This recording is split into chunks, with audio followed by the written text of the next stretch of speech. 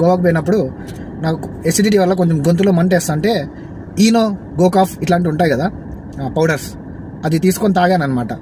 So తాగిన తర్వాత ఒక 5 minutes తర్వాత ఇంకో చోట తినడానికి ఆపినాం. వెయిట్ చేసి విసుగు వచ్చి ఫుడ్ కోసం ఒక బీర్ తాగా.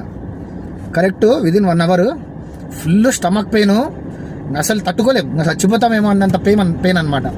ఫుల్ చలి, జ్వరం, బాడీ అయితే ఇట్లా షేక్, ఉనికిపోతుంది ఇట్లా వైబ్రేషన్ అంతా. 15 minutes ఒకసారి మోషన్ అయింది. ఇంకా ఎట్లా అంటే ఇంకా ట్యాప్ తిప్పేసినట్టే, ఇంకా అస్సలు ఓపిక లేదు.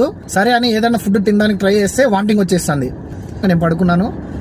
మళ్ళీ లేచిన తర్వాత వామిటింగ్స్ అయినాయి, ఘోరమైన వామిటింగ్స్. ఆ వామిటింగ్స్ అయ్యేటప్పుడు నాకు ఇక్కడ నొప్పిచ్చింది. అయిపోయిందిరా నా కథ, నేను చచ్చిపోతా అనిపించింది అనమాట. తర్వాత వామిటింగ్స్ అంతా అయిపోయిన తర్వాత మజ్జిగ తాగినాక ఫుల్ రిలీఫ్ అనిపించింది. తర్వాత మా అమ్మకు ఫోన్లో మాట్లాడితే మా అమ్మ చెప్పింది, అరే మన ఇంట్లో రెంట్కున్న వాళ్ళ హస్బెండ్ కూడా ఇట్లనే చనిపోయినాడు. ఈయన తిన్న తర్వాత కూల్ డ్రింక్ తాగాడంట. వామిటింగ్స్ అప్పుడు